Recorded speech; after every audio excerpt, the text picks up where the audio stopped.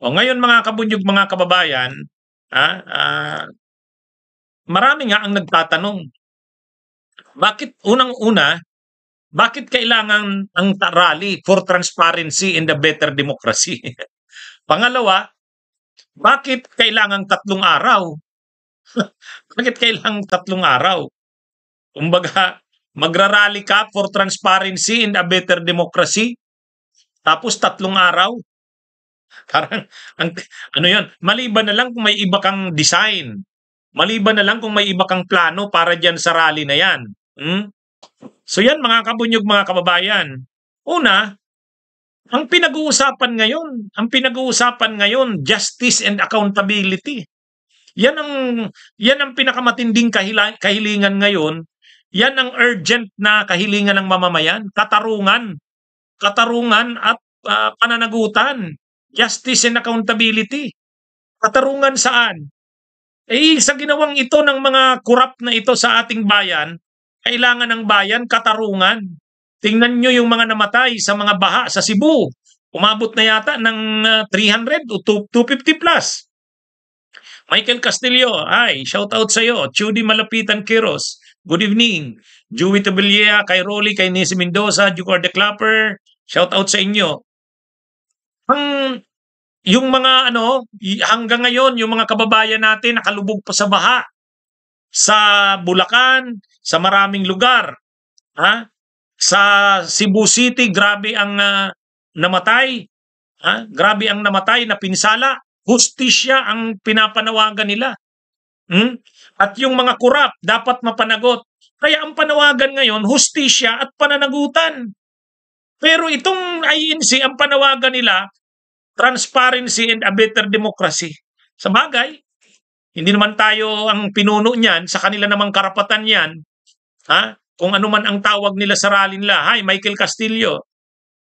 Kung ano man ang tawag nila sa rally nila, kanilang yan, right naman nila yan kung anong tawag. Kaya lang, yun ang unang tanong, bakit transparency and a better democracy? Pangalawa, bakit 3 araw? Di ba? Bakit 3 araw? Kaya tuloy hindi malayo na pinag-iisipan yan kapag nag-3 araw kang rally sa Luneta at sa EDSA, mayroong iniisip yan. Parang people power nung EDSA ang pinaplanuhan. Kumbaga sisimulan nila, magrarally sila 16, inaasahan nila madadagdagan pa ng 17, inaasahan nila madadagdagan pa sa 18. Kung dumami pa ang tao, wala nang uwian. Pwedeng ganyan yan. So parang ang iniisip nila, magsisimula sila ng 16, madadagdagan ng 17, madadagdagan pa ng 18.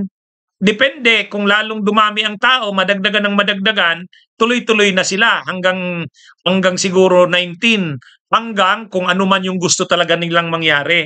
Kaya ang pinag-iisip, ang sinasabi diyan sa rally na yan, parang ang layunin yata ng rally na yan ay persahin si Marcos na mag-resign. O kung hindi man mapersang mag-resign, kapag nakitang marami na ang tao dyan, ina-agitate nila yung military na mag-withdraw ng support.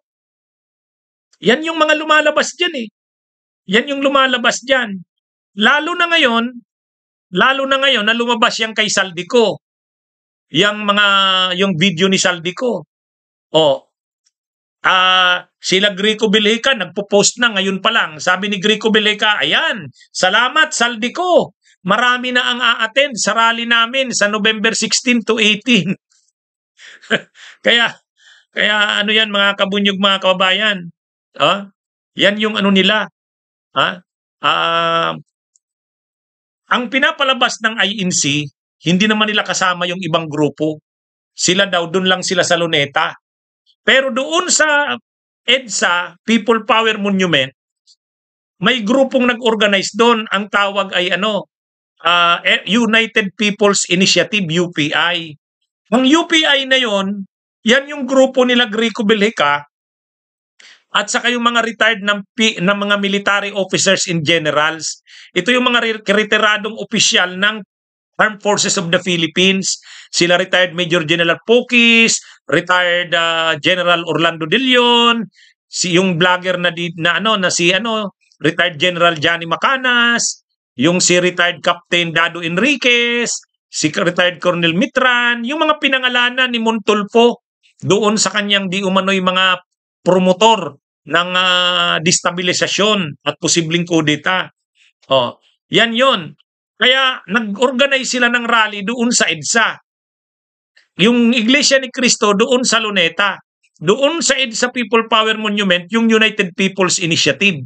Ito yung mga retiradong general. Sasamahan daw sila, retiradong general sa mga officers. Sasamahan daw sila ng Jesus is Lord at saka ng KOJC. Oh, parang ang mangyayari, Iglesia ni Cristo sa Luneta, sa EDSA People Power Monument naman, yung United People's Initiative at saka yung mga KOJC sa JIL. Ang inaasahan nila, dadami ang tao doon sa EDSA. Pag dumami na ang tao, baka yung galing sa Luneta, papuntahin ng EDSA. Hindi natin alam kung anong nila dyan, anong plano nila dyan. Tama ka, kabunyog si Sir Butchoy. Parang may ibang silang plano eh. Parang may iba silang plano. Tapos ngayon, nag-press con ang PDP Laban. Sabi ng PDP Laban, sasama sila sa rally. Si Sara Duterte naman nag-anunsyo, kung wala daw siyang ang lakad sa araw na yan, mga araw na yan, sasama daw siya. Kaya ngayon, nang nangyari itong kay Saldico, may ngayon, agresibo yung mga DDS, nananawagan sila sa social media. Ito na daw, ang sabi nga ni Banat Bay, the end is near. May mga ganun sila eh. Ano sila? Parang tinitingnan nila, ito na yung katapusan ni PBBM. At kapag napaalis na si PBBM, papalit na si Sara Duterte. Ganyan yung mga kaisipan nila eh. Pero dinideny nila yan. Ang sabi ng Iglesia ni Cristo, hindi naman daw yun ang layunin nila. Ang sabi rin ng mga organizers, hindi naman daw. Anti-corruption lang daw sila. Kaya lang yun na nga. Sinabi rin yan ni retired General Romeo Poquis nung tinanong sa programa ng Billionaire News Channel, tinanong siya ni Mike Defensor, General, halimbawang ang mga tao ay dumami ng dumami, ilan ba yung ini-expect na a-attend? Sabi daw, milyon, baka 1 million, 2 million sa iglesia doon sa Luneta. Mga 350,000 to 500,000 daw doon sa Luneta, ay sa EDSA. Ang sabi ni Poquis, ni retired General Poquis, kapag dumami ng dumami ang tao, hindi na namin alam kung anong mangyayari diyan. And daw eh. Sabi ni Mike Defensor, so pwede pa lang mangyari yung EDSA 3.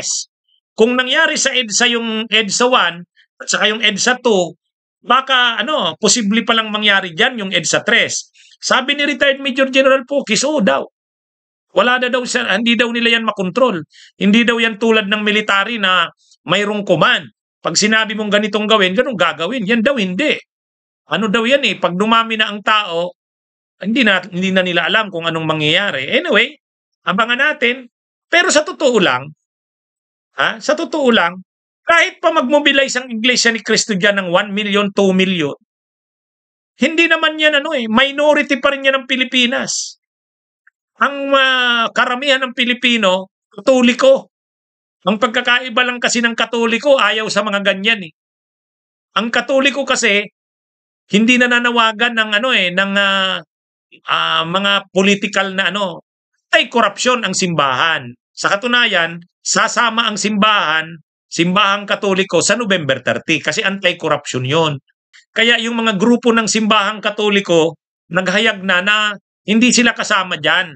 Yung mga Catholic groups katulad ng CBCP, yung Caritas, yung Samahang Laiko, gumistansya na dyan eh. Nagsabi na, wala, hindi kami sasama dyan. Ang inaasahan nila, mayroon daw mga a-attend na mga hindi mga miyembro nila. Mas marami daw mga tao. Tingnan natin. Ang ginagawa nila ngayon, ina-agitate nila ang mga tao. Ginagalit nila ang mga tao doon sa mga sa video ni Saldico. Ginagamit nila yun eh. Kaya nga, kung titingnan natin, talagang yung timing ng video ni Saldico, konektado dito sa gagawin ng mga rally Kaya lang, preparado naman ang PNP sa AFP. Nagsabi na si Browner, AFP Chief of Staff Browner, handa na sila back up ang Army, ang AFP. Ang PNP naman, nagdagdag na ng mga pwersa. Mas hinigpitan nila ang plano. Lalo na umiinit ang mga usapan na baka magkaroon ng mga kaguluhan. Sabi ni AFP Chief of Staff Browner, mayroon silang unverified reports na parang papasukin, i-infiltrate ang mga rallies na ito, may magki-create ng kaguluhan. At ano daw ito, yan ang babantayan nila. Baka daw may magpasabog or kung ano man, babantayan nila ito. Bunyog, bunyog, halikan na kasama ka. Bunyog, kapag buklod ay may pag-asa. Luzon, Visayas, Mindanao, isa ang pananaw. Sa bagong Pilipinas ang bunyog isisigaw. Bunyog.